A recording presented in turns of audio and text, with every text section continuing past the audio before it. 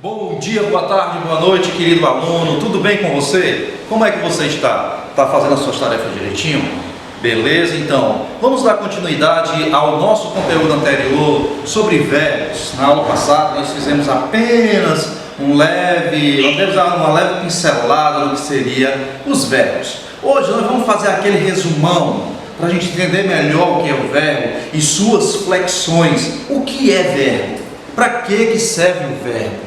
Que elementos ele traz na nossa fala que possa nos ajudar a compreender melhor o que estamos falando, ou a ação que estamos empregando, ou a ação que estamos recebendo. Tudo bem?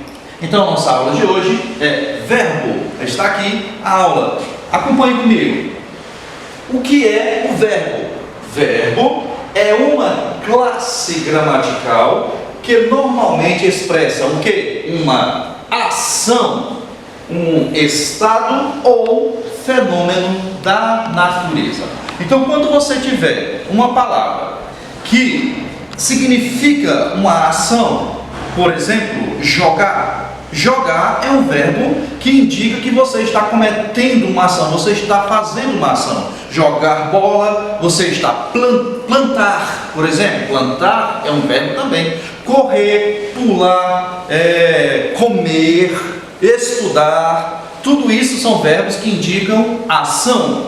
Verbos que indicam um estado é aquele verbo como, por exemplo, o ser, o ficar, o permanecer, o tornar-se. São verbos que indicam um estado de espírito, algo que está acontecendo ali, mas não indicam uma ação, tá bom? E no próximo também temos fenômenos da natureza, que é aquele chover, ventar, relapejar, trovejar, nevar, são fenômenos da natureza, certo? Então, quando eu digo assim, o menino come bastante, nós temos o verbo que indica que o menino está cometendo uma ação, o verbo comer, né? O menino come, que é o verbo, bastante, tá certo? Nós temos vários elementos dentro desta oração, mas o que nós iremos nos deter vai ser o verbo, tudo bem? Nós temos aqui o verbo em suas flexões. Veja, flexão, o verbo ele se flexiona no tempo, no modo, no número, pessoa, voz e formas nominais. Nós agora iremos estudar um pouquinho de cada um para que nós possamos entender melhor o que seja as flexões verbais. Como, por exemplo, o tempo. Tempo é presente, passado, futuro. O modo, indicativo, subjuntivo, imperativo. Número, singular, plural.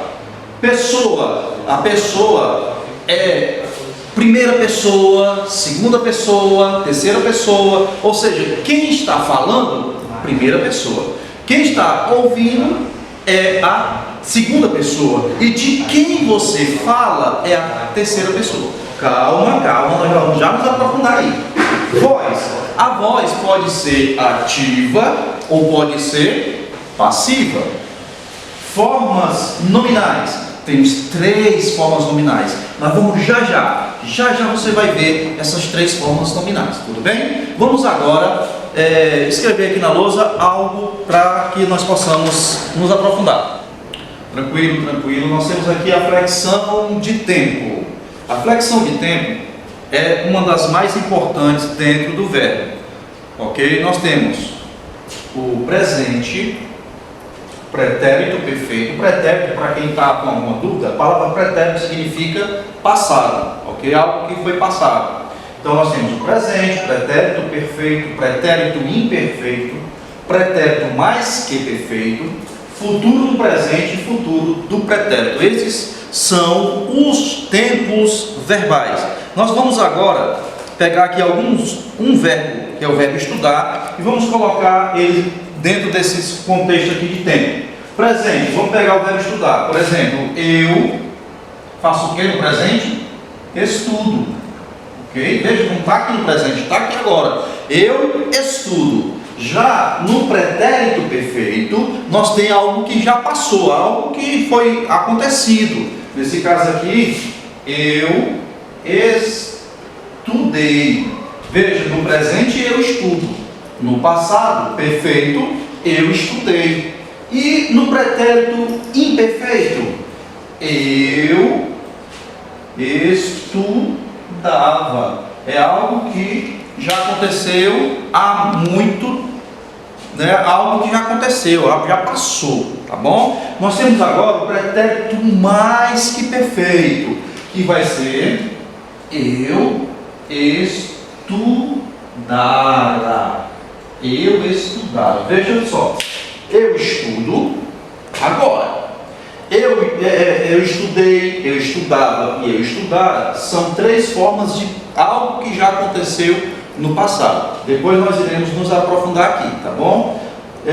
Agora nós iremos ver como elas acontecem no futuro. Eu estudei, eu estudo,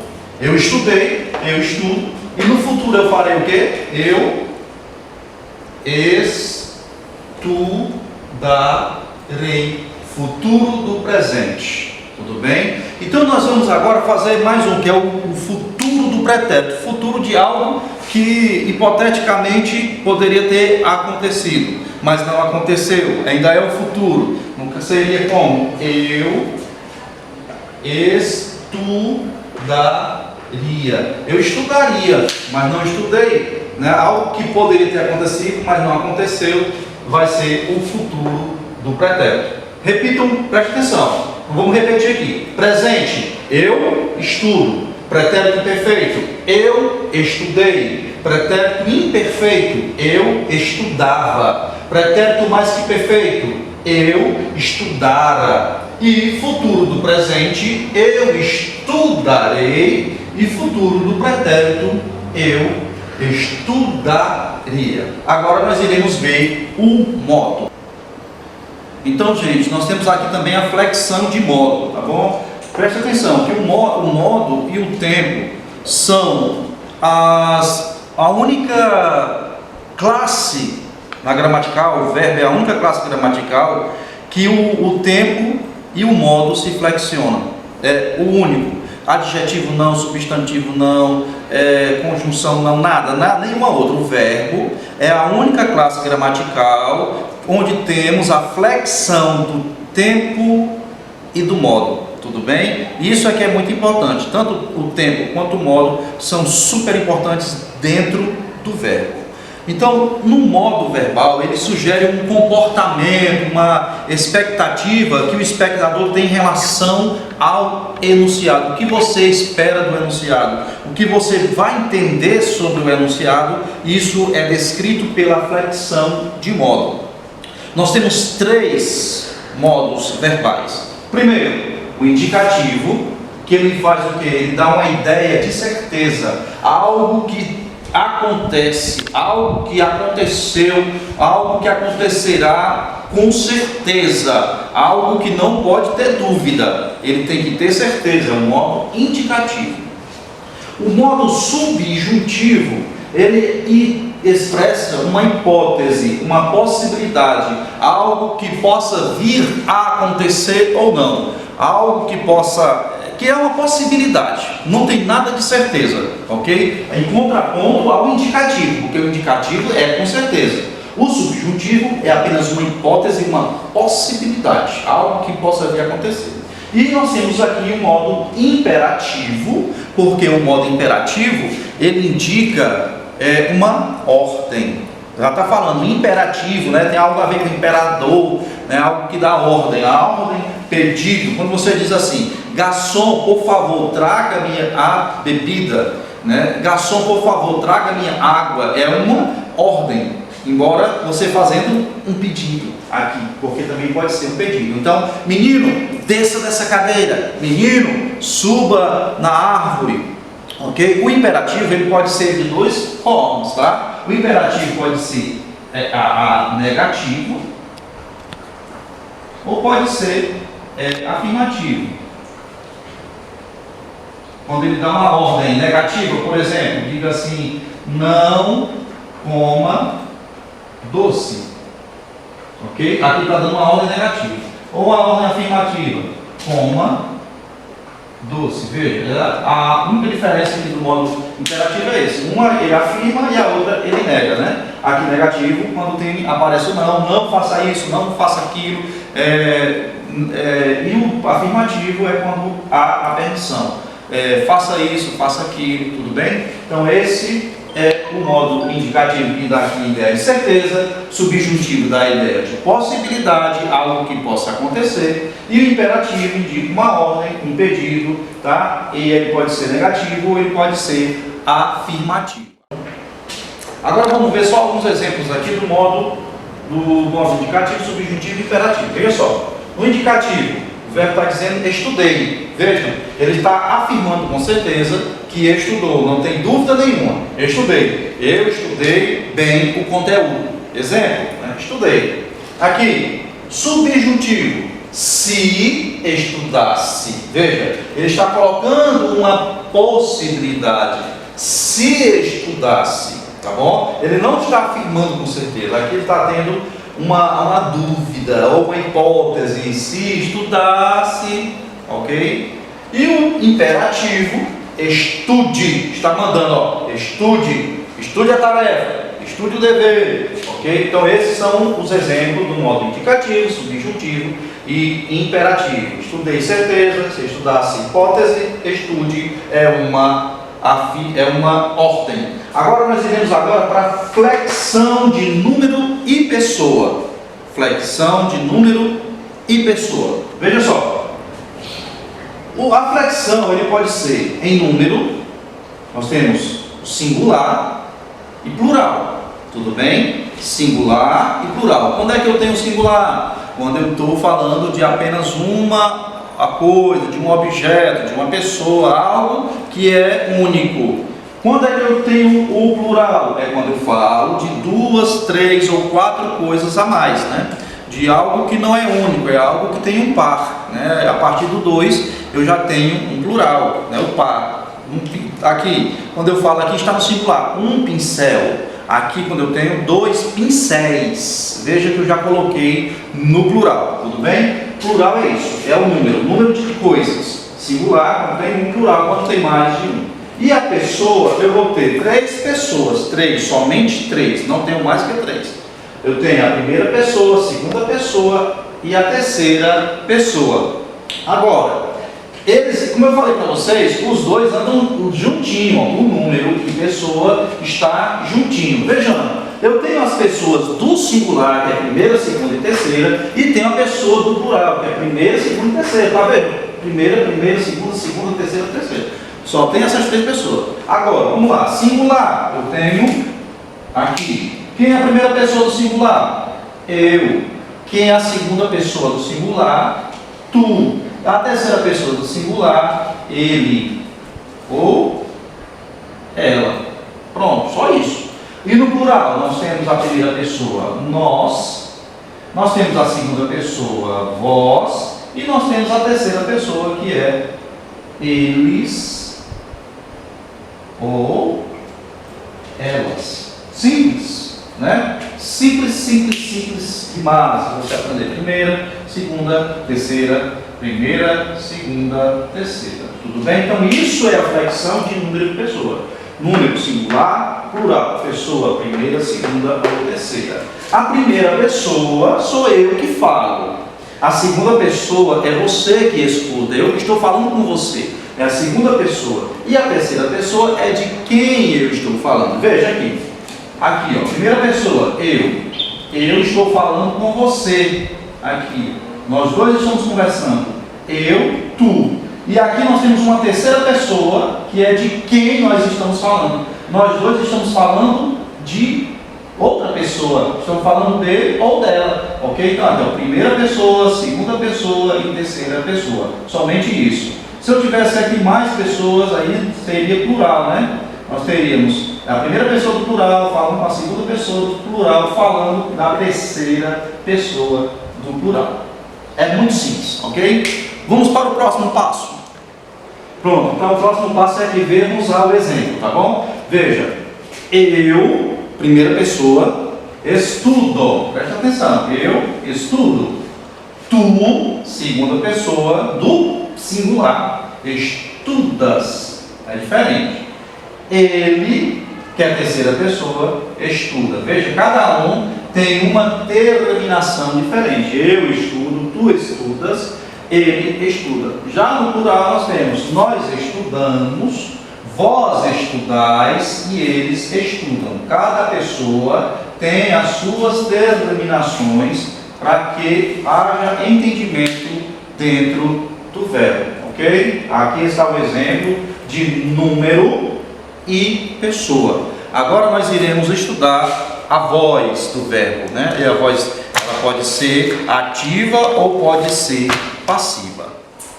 Então a voz é muito importante para você saber quem é que está exercendo a ação ou quem está sofrendo a ação. É uma relação que o verbo tem com o sujeito, tá bom? Quem é o sujeito dentro da oração? O sujeito é aquele que exerce uma ação, ou que sofre uma ação, ou que exerce e sofre a ação ao mesmo tempo. É difícil? Vamos ver isso aqui. Ativa. A voz é ativa quando o sujeito comete a ação, ele mesmo pratica a ação. A voz ela é passiva quando o sujeito sofre uma ação. Nós vamos já ver o exemplo, tenha calma, você vai entender. E a voz reflexiva, que eu não tinha falado, ela exerce a ação e sofre a ação ao mesmo tempo. Veja só, para que você não possa ter dúvida, vamos ver aqui os exemplos. Vamos lá. Pedro comprou uma casa. O sujeito é aquele que está praticando a ação. Aí você vai para o verbo, que está no verbo, você pergunta: quem comprou uma casa? Quem comprou a casa não foi Pedro? Então Pedro, ele é o sujeito da oração. Aí eu pergunto a você: quem é que está cometendo uma ação? Quem foi que fez alguma coisa? Não foi Pedro? Então ele é um sujeito ativo. Por quê? Porque ele cometeu uma ação. Por isso que a voz é a voz ativa, porque ele cometeu uma ação de quê? De comprar uma casa. Pedro joga futebol. Quem é o sujeito? É o Pedro que está jogando futebol. O sujeito ele é ativo ou ele é passivo? Ele é ativo porque ele está cometendo uma ação. O sujeito da voz passiva é assim, veja só. Deixa eu ver qual foi o exemplo que eu coloquei aqui. A casa foi comprada por Pedro. Veja só o exemplo. A casa foi comprada por Pedro. Nesse caso aqui, Pedro, ele não está mais sendo o sujeito. Quem é o sujeito aqui é a casa. Veja, a casa ela está recebendo uma ação. A casa foi comprada por Pedro. Não está dizendo que foi a casa que comprou o Pedro. Não. A casa foi comprada pelo Pedro. Nesse caso aqui, eu tenho o sujeito que é a casa. Sujeito que é a casa. Porém, a casa ela não está cometendo nenhuma ação. Ela está sofrendo a ação de ser comprada. Então, eu tenho um sujeito passivo. Paciente. Né? Vou botar aqui, paciente. Pode ser também, viu? Passivo, paciente. Ele está sofrendo a ação. Aquele que pratica a ação, sujeito ativo. Aquele que recebe a ação, sujeito paciente. Tudo bem? Está dando para entender, né? Voz ativa, comete a ação. Voz passiva, recebe a ação. E reflexiva é aquele que comete e sofre a ação ao mesmo tempo. O exemplo que eu coloquei aqui, ó, Pedro se cortou com a faca. Veja, Pedro se cortou com a faca. Veja, Pedro é o sujeito. Quem foi que se cortou com a faca? Pedro, sujeito.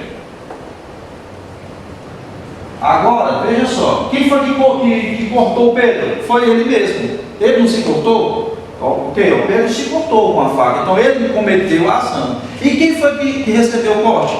Pedro. Então ele cometeu a ação e recebeu a ação. Nesse caso aqui é uma Voz reflexiva é aquele que comete e recebe a ação ao mesmo tempo, né? É um sujeito reflexivo. Sujeito reflexivo. Por quê? Porque ele cometeu a ação e sofreu a ação ao mesmo tempo. Sujeito reflexivo. Vamos recapitular. Sujeito ativo tem voz ativa quando o sujeito comete a ação. Pedro compra a casa. Nesse caso, ele está fazendo a ação. Voz passiva. O sujeito é paciente quando a casa foi comprada por Pedro, quando o sujeito recebe a ação. E Pedro se cortou com a faca, reflexiva, voz reflexiva, porque ele tanto está cometendo a ação, como ele também está sofrendo a ação, sujeito reflexivo. Agora nós iremos estudar a última parte do nosso dia de hoje, nosso trabalho de hoje, que são as formas nominais do verbo fácil, mamão com açúcar. Vamos lá. Então chegamos aqui no final para nós só entender mais esse ponto aqui, que são as formas nominais do verbo, certo? O verbo ele se apresenta no infinitivo, no gerúndio e no particípio. Vamos aqui a alguns exemplos para que você possa entender o que é um verbo estar no infinitivo. Vamos pegar aqui o verbo estudar, ok? Verbo estudar, verbo dormir e o verbo comer. Todos eles estão no infinitivo porque a sua desinência final é, veja, aqui termina em AR, aqui termina em IR e aqui termina em ER. A desinência principal, a desinência aqui, desinência, está ficando grande aqui, vou colocar aqui embaixo. Desinência é o R, ok? Desinência aqui é o R, ok? Quando você vira assim com R no final, vai ser a desinência R. E outra coisa, importantíssimo que você não pode esquecer: todos os verbos terminados em AR, em IR, em ER, pertencem a uma certa conjugação. Vejamos, terminado em AR, primeira conjugação. Isso aqui você não pode esquecer mais, viu? Isso aqui fica para sempre na sua memória. Os verbos terminados em IR, segunda conjugação. Os verbos terminados em IR, segunda conjugação. Desculpe, terceira conjugação. Houve um contratempo. Terceira conjugação.